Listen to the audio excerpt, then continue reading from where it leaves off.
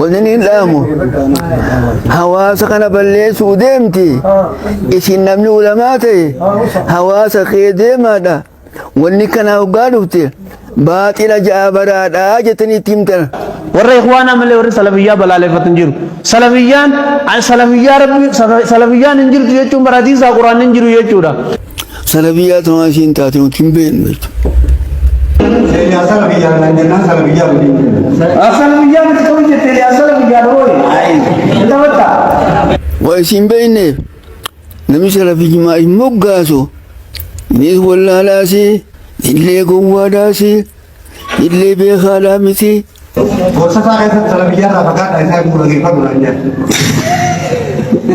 أكيد سلفية بيبيني جاني إيه سلفية لا كم سلفية رفقات أنا مانجين هاي أكيد تاج سلفية رفقات لا تنادي سلفية رفقات لا سلفية كلام نجو كم بدل نتوي في نيام نو سلفر الرجل أكن نو سلفية نوعي منا تو هما كيس جرا سلفية يعني في يوم كن وهنا ما خني هندي ديتين هواي واتين سلفية جتشون بدي دامت أنا تخنيتني سلفية جادة جاخان جديدة خنا رنو جانجي أن سلفية حاد جينو تأبان قبل تأثير كاوتو سلفية الجادة يجون لونا ما قالوا بربادة وسي قالوا بات لغة سيني لالد الجادة يجون الطريق الواسع الطريق الحقيقي أباهم قبضون مجي أزايا كاوت إيه جاتي رادوت جاسبوات جاتي نسول أسنيا سايتيمتي تأثير جيتون أباهم قبضوتو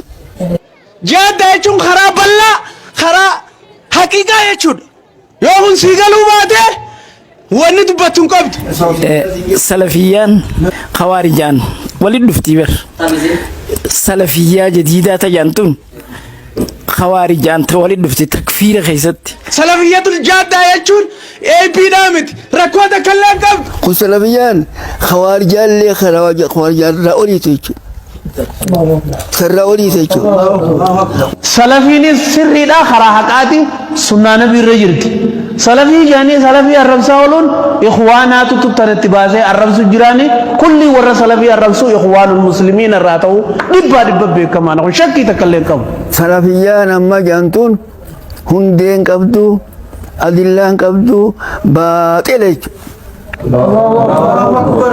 خوارجان توك علماء مدرسة كانوا مجاني الرابان شيء آدميس وتريس كسمة الرابان سلمى قبل نجيرة الرام تناز إخواني سلفية إجاتهم ولا إخواني بكم تديمني كل إنما كنا قد تقول إخوانك تبي كذا لو رب خينيا أمبياني الرب ممرات يجورا توان واتقلين وقوتهم إيه علماء الرب ستو علماء سكنت شهادة مكان وتريفيهم فامني مارون كان جاني خنا هند علماء الرب سنكون خلاص خوارج أن تكو الدفر كان كمان جت سلفية إخوانات مقاساني بلّيسة أجيسة سنيد وكذ برمرة سلفية مقاسا غاري سلفيان كي تنقول خنان كافرة خيس جيرو سوي دوجيرون كافرة خاين إسلام مقاجة خنا سامسيسه خاني وسامسيسو خنان قمقية نمين الأمن خرج وانا جه أمن إسلام أمتي ولا تسيسو ولا وسامسيسو خين بجفتيجو تنكران سيغرا بدويجو أمان اللي انقبضويجو مقا أجاوزن أتوقع بيجا سنتيني سودا مقا أجاوزن أگر تسنة لابوتي إني سافيتا متيجو ندور كندي مقا وانا جيسي بنقواني شهادة من دبت سلفيان تانغا أبو بكر جاي كلامتي إلا أنغما تريب أفوريتي ورمنا بين كل إنساني نبو خراسان كي ينجر نما خراسان ديدو كوكو إساني يجو مكا بابتي خنمو سامسيسو مكا ميخان مكورسيسو أنغران مكا مكجت باتي لجي مكتولو فيلا سلفيين هكاتنما قرانا حديثة الرجرات أهل السنة والجماعة على فهم السلف الصالح سنو مخنو ترجر فهمي سلم الصالح رت ترى أي فيتين جيجيرا سنيمتي سنيفو سلفين سنت سلفية إفيا ممان تنو واتو غير سجر سلفيان تان أبو بكر عمر فادا نمني أبو بكر عمر خطأ جنيرة انجيرو وفرمان تين أبو بكر عمر وجه فرمودامت خنما maqaa baafatee gaafa nama baaseef isin beeknu guyyaa isin baatee isin beeknu maqaa baafatee maqaa kanaan yaada biroo biyyarra kan deemsisuu jee dhaamsaan qaba tanatti wanni hin dhaamu hawaasa kana balleessuu deemti isin namni ulamaa ta'e hawaasa kee deemaadha wanni kana hoggaa dhufte baaxila ja'a baraadhaa jettanii itti himtan himeetiin jireechumma ani ishii tana takkaji irreessa jan kagartee waaqeffataadha lachuu tol himeetiin jireecha dubbin sani amma rogguunii fi dhageenyu salafii faajaan nu salafii tana agarreen beeynu dhageenyeen beeynu maqaa takkaan dhagayin an amma tajaatamiin barsiisu jira maqaa takkaan dhagayamin biyyi teenya waan guddaan kun islaamuma beeka malee waa takkatti illee waan deemu suufii ummatiif hin beeku salafii ummatiif hin beeku waa sahiimaa hin dhageenye nuti waa takkatti illee hin beeku hin qabu waan isaa hin beeku islaamuma if beekan malee. Maaliif maquma saniin ammallee garagalee maqaan immoo huma kaa takkaan dhageenyiituma yaamamuudha jiraa'u salafii nama nuun jiru takkaan dhageenye arraan dhageenyima biyya Itoophiyaa tani islaamuma beena cufa. maqaan dilli kuni hadda addaan baasu kunis waan arrabe malee waan dur jiru miti waan nyuu qabe jechuudha. Garegaree nu godhuun kunis akka nurraa dhaabbatu gama islaama keessaa yoo taates waan dogongora ajaa'ibaati nurraa dhaabbatu qaba. Salaafuu maqaa islaamummaa malee maqaan birootis akka nurraa dhaabbatu hin qabu. Rabbiin ergamaa isaatiin namoota amantii qoqqoodanii firqaa uumanii wajjin ati humaa walitti hin qabduun dhimmi isaanii hundi rabbi bira jira rabbiilleen dhugaan maal akka ta'e itti hima kana jechuun islaamummaa keessatti firqaa uumuun haraam callaadha dhorkaadha. meeqa maqaan ahlusunnaa torba mee tokko maali ahlusunna wal jamaa taakka firqatun naajiyaa lama ahlul hadiis sadii. obboleeyyan isin ahlul hadiis wayitee ifin jettan kana maal jechuudha jee yoon gaafadhees nuti warra quraanaa fi hadiisa dhibbarraa dhibbatti hordofuun anjaan anis hayyee gaariidha mee aayata quraanaa keessaa kamtu quraana keessaa bakka tamitti rabbiin ahlul hadiis ifin jaatiif yaamaa jee yoon gaafadhees jarrini sumaa takkallee hin harkine jaan mee hadiisni sahihaa hoo ergamaan rabbi sallallahu alaihi wasallam ahlul hadiis jaatiif yaamaa jee dubbatanii jira je'uunis deebiin hin jirtu waan kana ta'eef an ahlul hadiis jeef yaamu an muslima jeetiin ibyaam yoo quraanaa fi hadiisa jala qadeemtan taate laal aayanni quraanaa tokkolleen rabbiin ahlul hadiis jaa ibyaamaa joo tokko hin jiru hadiisni sahihaatis ergamaan rabbi sallallahu alaihi wasallam ahlul hadiis jaa ibyaamaa joos tokko hin jiru. ahlul asar afur garaagarummaa duraanii tahanafi maalikii shaafi'ii hanbalii jettu irratti ammaas tasalafii ahlul hadiis jettu dhufte adaduma ilmi namaa maqaa haarii tokko moggaafatuun gareen biraa uumamuunis hafan qabdu yeroo maqaa tokko moggaafattu garee biraatis akka uumuu dandeessu beeki. maqaa rabbiin moggaasa keessatti illee namni ol dhabuu ni danda'a akka ol dhabuu danda'ullee rabbiin nuuf himee jira garuu maqaan moggaasa kun qoqqoodamiin sanfidi jettee yaadin rabbiinis hin beeku jettee yaadin rabbiin ni beeka rabbiin ummanni muslimaa akka qoqqoodaman ni beeka quraana keessattis nu himee jira ergamaan rabbiitis sallallahu alaihi wasallam dubbatanii jiran haa ta'u akkasuma wajjiinuu ergamaan rabbii sallallahu alaihi wasallam ahlul hadiis jaa'if yaamaan jenne salafii jaa'if yaamaas hin jenne ahlul hadiis kam bombee bikaanan irraa dhufe ahlul hadiis garee lamaatu jira jaami'ata ahlul hadiisii fi ghurabaa ahlul hadiis tanaafuu akka beeknuuf ahlul hadiis kam keessa jirta ahlul hadiis takka ahlul hadiis biraa komatti salafiyyaa shanimi way wal dhaba ammaas namoota garee biraatii jira kanuma akka warra ahlul hadiisii wal fakkaatu warra nuti salafiidha ifin joo nuti salafiidha ja'an anis aboo salafiidha jettee jee ogguun gaafadhu an salafiidha naan ja'a anis hayyee salafii jechuun maal jechuudhaan ja'an salafii jechuun warra salafus saalihiin jala deemu jechuudha naan ja'a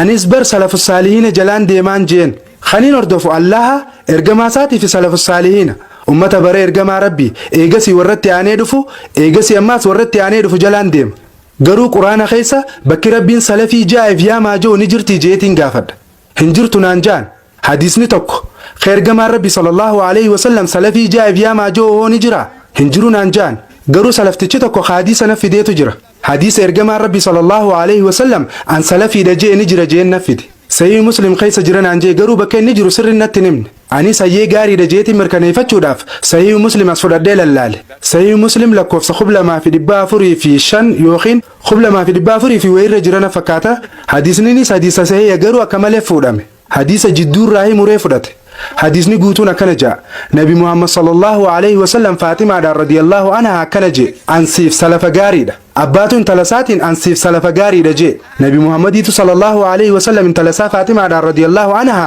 ansiif salafa gaariidha jeen akkuma reefu isinii himetti afaan arabaatiin salaf jechuun hiikaa kaduraanii takkaa'uu kadabre jedhu qaba abaabilee takkaa'uu abbootii duraa jechuudha kanaafuu yoon intala tiyyaan ansiif salafiidha jeenumaa rakkoon qabu namni arabaa ka kiristaanaa tokkos yoon intala isaatiin ansiif salafiidha jeen rakkoon hin jirtu akka jecha seeraa afaanitti rakkoon qabu garuu karaa islaamummaatiin yoo taate rakkoodha dhugaadha nabi muhammad sallallahu alaihi wasallam intala isaatiif fakkeenya gaarii kaduraati garuu har'aan tana abbaan hundinuu ilmaan isaatiif salafus saalihiin ta'uu dhabuutu mala tarii ijoolleen abbaarra islaamummaa qabaachuutu mala kanaafuu abbaan hundinuu ilmaan isaatiin ansiif salafa jechuun hin danda'u laal akka seeraa afaanitti yoo jecha salaf jedhu kana hubatte akka ulamaa'onni gurguddoon ja'anitti ka warri salafiilleen ulamaa'ota gaariidha ja'aniinilleen akka ja'anitti har'aan tana namni tokkolleen an salafiidheef hin jechuu hin danda'u ja'an sababninis nuti khalafa jechuun warra booda kana dhufe salafoonni ammoo warra nu dura turan yoo warra duraaniitiin wal bira qabamnee ilaalle nuti khalafa jaamna nuti ijoollee teenyaaf ilmaan ijoollee teenyaatiif ilmoo ilmaan keenyaatiif salafa ta'uu ni dandeenya teeknikaalii yookiin adeemsa keessatti salafa ta'uu ni dandeenya karaa islaamummaatiin garuu ta'uu hin dandeenyu gara islaamummaatiin nuti khalafa jaamna jechuudha waliigallee isiniif ifaami. So compared to the previous people, we are khalaf. Yes, we can be salaf of our children and grandchildren and great-grandchildren. So technically we can be salaf. Islamically we can't. Islamically, we are khalaf. Clear? garuu yeroo muslima tokko maal akka ta'e yookiin eenyu akka ta'e gaafannu gariin ani hanafiidha gariin an shaafi'iidha gariin an hanbaliidha gariin an maalikiidha gariin an salafiidha gariin an ahlul hadiisi ja'a garuu ergamaan keenya kabajamaan sallallahu alaihi wasallam maal turan isaan hanafiidha isaan maalikiidha isaan shaafi'iidha isaan hanbaliidha isaan ahlul hadiisi isaan salafiidha isaan maal turanre isaan maal turan Who is he? Some say I'm a Hanafi, some say I'm a Shafi, some say I'm a Hanbali, some say I'm a Maliki, some say I'm a Salafi, some say I'm a Ahl Hadith. Who was our beloved Prophet? Was he a Hanafi? Was he a Maliki? Was he a Shafi? Was he a Hanbali? Was he a Ahl Hadith? Was he a Salafi? What was he?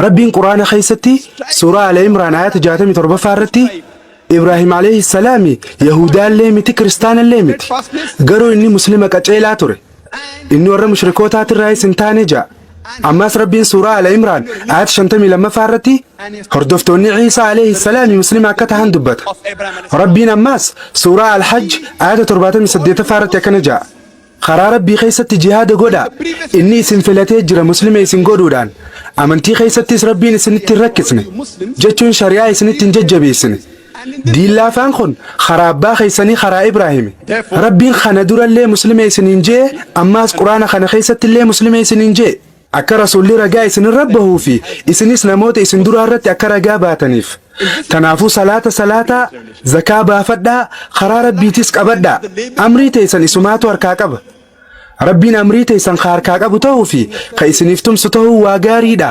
تنافو ربين كتاب خنافي خنا درا خيستيس مسلمة جيس مقاسجر ربيتو مقام مسلمة جو خنا نوف خنا جتشودا قرآن خيسا بكهدتي بك ربي مسلمة جين ويا ميركتشوني دنديسان ربين سورة فصلت آيات صدمي صدفارتي ومن أحسن قولا ممن دعا إلى الله وعمل صالحا وقال إنني من المسلمين نمني دبي غاري دبتنجرو نما خرا ربي تنمي عمره أماس خني في سجيغا غاري دلقي أم مسلمة جينا مدى ميسر نمني غاري دبتنجرا خنا جتشون نما فديتي يهون ربي فين خنا جير نمني غاري دبتنجرو جتشودا ربين كينيا أنا هنفي دا يوخين أنا هنبلي دا يوخين مالكي دا يوخين شافعي دا يوخين سلفي دا يوخين أهل الحديث جاء جن وقال إنني من المسلمين ربين أم مسلمة جاء نجي ربي نام سمخان الردي بيه سورة الزمر آيات خل لما فارتي دورنا ما أمة خير إسلاميته تينا ججمجي جي دبت نما فريسا عند ربي فخنته تينا ججمجي جين إرجما ساتين صلى الله عليه وسلم أماس ربين أني دوري ورا مسلم توتات الراهي جي جين إرجما ساتين صلى الله عليه وسلم ربي نفاني فتي سورة الحج آيات ترباتم سديت فارتي مكا مسلمة جوخنا كانوا فخني جرو دبتي جرا آية قرآن عنك ترباجا عن خيستي مسلمة جاءت إفيا ما جيجر قل أم مسلمة إفين جاء أم مسلمة إفين جاء جيجر سورة فصلت آيات صدمي صدا فارت سورة الزمر آيات خد لما فارت سورة آل عمران آيات جاتم يفر فارت سورة البقرة آيات ربا في صدمي جا فارت سورة الأنبياء آيات ربا في صديت الرت سورة القصص آيات شنتمي صدا فارت سورة العنكبوت آيات أفرتمي جا فارت بكلا كوسان انغا تربا گيسو خيستي ام مسلمه جاءتي فيا ما جين واججيجر تنافو مي غراغرو ما يادا يسجرره لا الامامه غرغدا افرن خنا چفاو امام ابو حنيفه امام مالك امام الشافعي في امام احمد بن حنبل نتيسان هنداوني جالن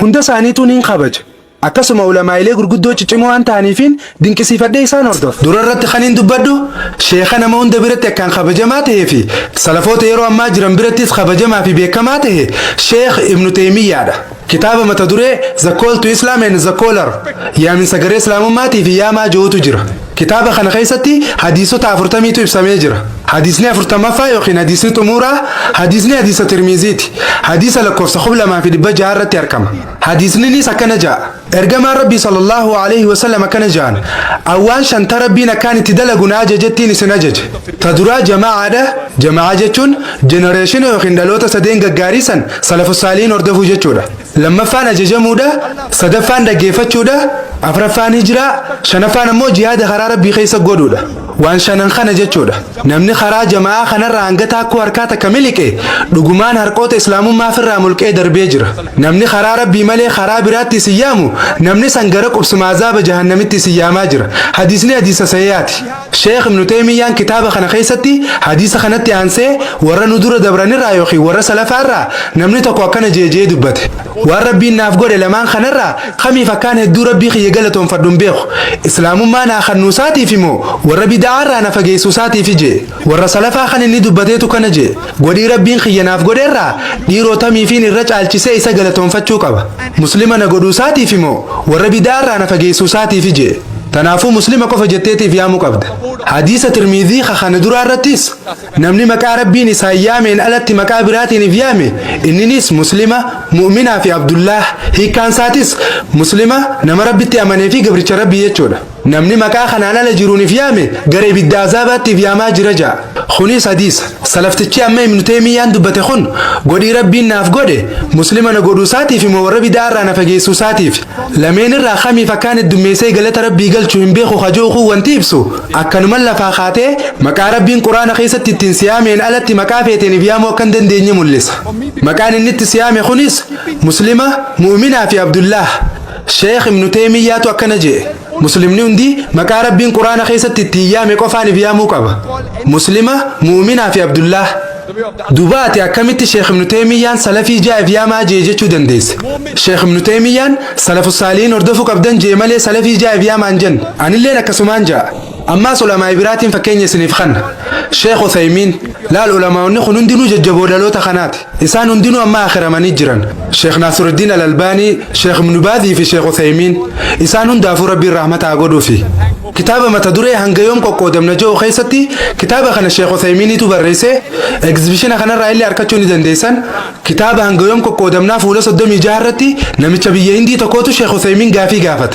بيتيتي نموني غري إخواني تي في تبليغ التنمية مجرن جرخون كرادوغار جرن موجبور جرن جي قافت الشيخ عثيمينيس يو نمني تكو إخواني تبليغي يوخين سلفي فين جتشا خراسة نتنمية عمي إني نودو غنغورا رجر جي دي بسيف قافين سلفي جتو بكتنة تنقافة تمنيو غرو شيخ عثيمين بكسم برد برسيتي سلفي ستي دي بيتنا خن نمني غري إخواني تبليغي في سلفي التنمية موندي خراج لنا رجر جي أنا ميت دكتور زاكر نايك أمنتي إسلام خيست وأنت كلمت عن زيرو شيخ عثيمين يو والبركة بموانو من جرجة شود عن زيرو شيخ عثيمين ما شاء الله أنا ما بيكم سجود داكبو an fatwaa sheekh Useymin jalaan deemu jira salafiin qubana laatuu barbaadan hundi quba isaanii gama sheekh Useyminitti achi qabu qaban namoonni si weebsaayitiilee irratti argitan kun hundi sheekh Useymin salafii jaa'ib yaamaa jeen jaan wanti isaan jaan sheekh Useymin karaa salafus saalihinaa hordofuu qabdan jee jaan anilleen akkanumaan jaabar sheekh Useymin karaa salafus saalihinaatti nama yaamurra koodan jen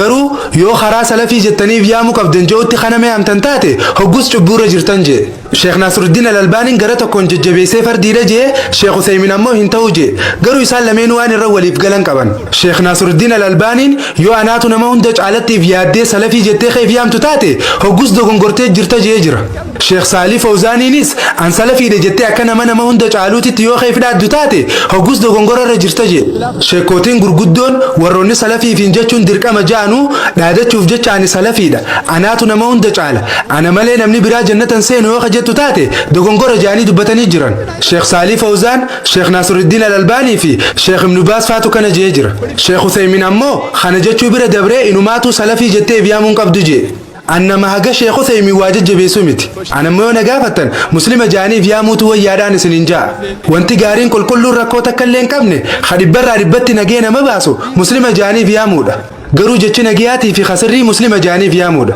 yoo eega salafii jettaniif yaamtan booda dogongorri xiqqaan tokkoo fi tuulummaan xiqqoon takka isinirraa mul'atte rakkoodha tarii rakkoon tunis balaa hamtu fiduu dandeessi tanaaf ergamaan rabbiitis sallallahu alaihi wasallam maqaa wal qoqqooduu kana dhorkan jechi nagiyaa salphaan innanii minal muslimiin awwara muslimootatirraa ijaaniif yaamuudha Imam, like Imam Layth ibn Sa'd, according to Imam Shafi, he said, though Imam Shafi was a student of Imam Malik, he said that imaaman biraa hedduutu jira kan akka Imam Layth ibn Sa'd faa Imam Shafi'in barataa Imam Malik ta'uu sakana jee gama fiqihiitiin Imam Laythiitu Imam Malik irra hedduu cimaadha jee dubbatee jira Imam Shafi'in akkas jee dubbachuu danda'a garuu nuti akkas jechuu hin dandeenyu a'immaaleen biraatis hedduutu jira jechuudha Imamni afraffaa Imaamu Ahmad ibn Hanbal jaama Imam Ahmadiis ilaalchuma akka imaamota kaanii qaba ammaas nama akka waa jabeessu Imam Abu Haniifaa yaada kiyyan barreessinaa yoo namuu irra waliif gale malee yookiin dubbii ulamaawotaa fi barattoonni cuftii irra waliif galan malee jeemi Imaamu Ahmad ibn Hanbaliis isa darau waa jabeessa waa yeroo saasanitti taqliidni yookiin usaniituma yaada nama tokkoo jala deemuun eegalamtee jirtuuf jecha Imaamu Ahmad yaada kiyya tokko illee barreessinaa jee jira yoo yaada kiyya agartan takkaa'uu yaada Imaamu Maalik ta'uu yookiin yaada Imaamu Shaafi'ii yookiin yaada Imaamu Abu Haniifaa yoo agartan taate dura madda isaanii ilaaluu qabdan akkasuma ammaas yoo yaadni kiyya yaada Allahaatii fi ergamaa isaatii walitti bu'ee yaada kiyya firraa dhiisaa jee kanaafuu mazhaba keessatti yoo waan Imaamu Abu Haniifaan barsiise hordofte Hanafii taate yoo jettan taate an Hanafii dhugaati dhibbarraa dhibbatti yoo waan Imaamu Maalik barsiise hordofuun Maalikii kanama gootu taates dhibbarraa dhibbatti Maalikiidha yoo waan Imaamu Shaafi'iin barsiise hordofuun Shaafi'ii kanama gootu taates dhibbarraa dhibbattiin Shaafi'iidha yoo waan Imaamu Ahmad ibn Hanbal barsiise hordofuun Hanbalii kanama gootu taates anis dhibbarraa dhibbatti irruu takka hin qabne Hanbaliidha jechuudha sababninis a'immaaleen gurguddoon tun afranuu yoo fatwaan teenya fatwaa rabbiitiif itti ergamaa isaatii walitti buute fatwaa teenya gidaaraan dhawaa waan ja'aniif jecha mazhabni imaamota gurguddaa kanneen cufaa maal ture ni beektaa dura mazhab jechuun maal jechuudha mazhab jechuun kharaadha karaa hordofanii takkaa'u yeroo waan takka akka karaa godhatanii jala deeman jechi biraa ka mazhab jechuu bika bu'u sunnaadha sunnah jechuunis haruma jechuudha sunnaa ergamaa rabbii jechuun karaa ergamaa rabbii jechuudha tanaafuu mazhabni imaamota gurguddaa afran cufaatu mazhaba ergamaa rabbiiti sallallahu alaihi wasallam akkuma isaan hundinuu yoo hadiisa sahihaa arkitan yaada keenya firraa dhiisaa ja'an sanitti kana jechuun mazhabni imaamonni afranuu hordofaa turan mazhaba ergamaa rabbiiti sallallahu alaihi wasallam kun salphaadha gabaabdumatti karaa ergamaa rabbiiti jechuudha isaan hundinuu rabbiin rahmata haa godhuu fi mazhaba ergamaa rabbii hordofuu turan dubbiin akkuma warri kiristaanaa waa'ee Yesuus irratti nageenyi irraa haa jiraatu dogongoran san Isaan alayhi salaami islaamummaa barsiisuuf dhufe malee kiristaanummaa barsiisuuf hin dhufne haaluma wal fakkaatuun imaamonni gurguddaan afran kunis quraana rabbiitii fi hadiisa ergamaa isaatirraa barumsa nu barsiisuu dhufan mazhabni isaanii mazhaba biraa osoo hin ta'in mazhaba ergamaa rabbiiti jechuudha rabbiin quraana keessatti suuratun nisaa ayata 59 irratti akkana ja'a atii'u llaaha wa atii'u rasuula wa ulil amri minkum ajaja rabbiitii fi ajaja ergamaa isaatis godhaa quraanaa fi hadiisa jala deemuudhaan ajaja warreen aangoo qabanii beekumsaan murtii godhaniitis godhaa ja'a rabbiif ajajamuu qabdan akkasuma ammaas ergamaa isaatiifis ajajamuu qabdan kanatti aansee rabbiin ammaas akkana jedhe ajaja warreen aangoo qabanii beekumsaan murtii kannaniitis godhaa jee itti aanse garuu ayaanni kun bakka tanatti hin xumuramne itti fufee akkana ja'a garuu yoo waan takka irratti wal dhabdan takkaahu yoo isaan waliif galuu dadhaban gara Allaha fi ergamaa isaa deebi'aa ja'a. Kanaafuu namoonni beekumsa qaban kan akka Imaamu Abu Haniifaa, Imaamu Maalik, Imaamu Shaafi'ii fi Imaamu Ahmad ibnu Hanbal isaan hundaafuu rabbiin rahmata haa godhuu fi yoo walii galuu dhaban yookiin garaagarummaa qabaatan gara Allaha fi Rasuulaa deebi'uu qabna. Isaan hundi waanuma wal fakkaatu dubbatan. Yoo fatwaan teenya faallaa rabbiitii fi ergamaa isaa taate fatwaa teenya yookiin yaada keenya firraa dhiisaa ja'an. Rabbiin keenya subhaanahu wa ta'aala akkasuma jee rabbiif ajajamaa ergamaa isaatiifis ajajamaa akkasumas warreen aangoo qaban ka beekumsaan murteessaniifis ajajamaa. Garuu yoo ol dhabbiin jiraatte gara Allaha fi ergamaa isaa deebi'aa. Yoo rabbii fi guyyaa qiyaamaa ka dhugoomsitan taatan santu addunyaa irratti isiniif irra caala akhiratti illee santu isiniif gaariidha ja'a. Gama quraanaa fi hadiisaa deebi'uu tanarra wanti rabbi biratti irra caaluu fi jaalatamu hin jiru. Waan haalaan salphaati. Amma gaa obboleeyyan gariin gaafii akkanaa gaafatu faatu jira. Obboleessoo Zaakir namoota beekumsa quraanaatii fi hadiisaa qaban biratti isaaniif waan sirrii ta'ee fi dogongora ta'e adda baafachuun haalaan laaftuudha. Isaan hadiisa sahihaa fi daciifaa saddaan beekan. Garuu akkamitti nutiin beekumsa gahaa hin qabne kan akkanuma firraa jiraannu kun waan sirriitii fi dogongora adda baafachuu dandeenya gaafii jettu faana gaafachuu danda'an. Gaafiinis gaafii bareedduudha. Ammas nuti tanaaf jecha taqliida goonanaan jechuutu mala. Deebinaan kannuufis anis akkanaan ja'an taqliida jechuun hiikkaan maal jechuudha. Taqliida jechuun laal yaada ulamaa'ii takkaa usaniituma fudhatanii hordofuun caasaa yookiin unkaa taqliidaa keessa sin seensistu. Haalli kun muqallid nama godha jechuun waan takka irratti ulamaa'iin ati hordoftu dogongora irra jiraachuun isaa eega ragaansiif mirkanaa'ee booda ammaas akkasuma wajjin yoo isuma hordoftu taate hogguus muqallid taate jechuudha. Waan takka irratti eega ragaa qubsaa harkatte booda yaadni ulamaa'ii ati hordofaa jirtuu dogongora ta'uun isaa eega beekame booda ammaas isuma hordofuun kun muqallid si taasisa. Haaluma wal fakkaatuun namoota qooda sadaffaa irratti ibsaman san jechuun kaduraatii fi khattiyaanu atii'u Allaha wa atii'u Rasuula kajoo oguu ta'u kasadaffaatiis kawarreen isin irratti aangoo qaban takkaahuu beekumsaan murteessaniifis ajajamaa ji'u san irratti qorannoo godhu qabda. Imaamonni hundinuu waan nuti jenne sirrii ta'uu fi ta'uu dhabuu adda baafadhaa jaanii jiran. Waan ulamaa'iin takka jette sirrii ta'uu fi sirrii ta'uu dhabuu isaa adda baafadhaa. Garuu namni tokko dhugaa jirtu tan ulamaa'ii ati hordoftuun faallaa eegee isin garsiise booda diddanii ija guduunfattanii kanuma duraanii san jala yoo adeemtan taate hogguusan taqliida jaama jechuudha. Taqliidni nuti godhuu qabnu kan Allahaatii fi kan Rasuulaa ta'uu qaba. Atii'u Allaha wa atii'u Rasuula khalaas. Kabiraa tokkolleen hin ta'u bas. Waan laaftuudha. Formulaa salphaadha kun. Alhamdulillah, mashallah. We don't have the time. Yet you can. That's not called taqleed. But if someone shows you proof against the scholar you respect, and yet you follow him blindly, that is taqleed. The taqleed we can only do of Allah and His Rasul. Bas. Ati'u Allah, ati'u Rasul. Bas. No one else.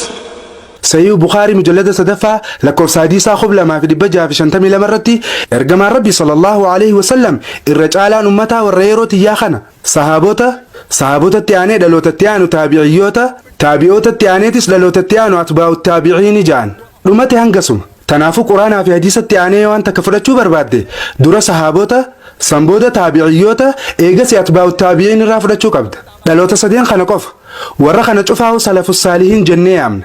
Warroota gaggaarii nu dura dabran jechuudha yookiin ammoo abaabilee teenya gaggaarii jechuudha. Salaf jechuun warra duraanii takkaa'u abbootii teenya tanu dura dabran jechuudha. Tanaafuu ragaadhaaf yookiin hujjaadhaaf quraanaa fi hadiisa hubachuu keessatti akkaataan itti hubattanii hordofuu qabdan akka rabbii fi ergamaan isaatii fi salafoonni ajajanitti hubattanii jala deemuu qabdan.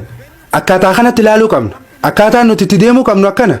Fine. When I had gone to Australia, the first time I went to Australia, I had gone for lecture tour, and a group of good brothers, mashallah, following Quran and Sunnah, Sahih Hadith, they called me for a lecture tour. And normally we had correspondence, we came.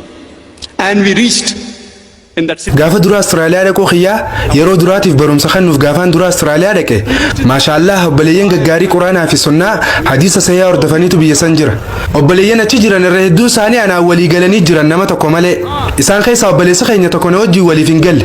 Garuu jarri kaan hundi maashaallah Zaakir baay'ee obboleessoo Zaakir nuti si wajjin walii galle naan jaan. Obboleessi walii galuu dinne san obboleessoo Zaakir Sheekh Naasiruddin Al-Albaanii ni beeytaa jee na gaafate. Anis eeniin beekaan jeen. Isa akkamiin laalta waa'ee isaa maal yaaddanaan jee. Anis maashaallah inni muhaddisoota gurguddaa yeroo teenya jiran keessaa nama jabaadhaan jeen. Waggaa xiqqoo dura yeroo lubbuun jiru sanitti jechuudha. Rahimahullah rabbiin rahmataa godhuufi.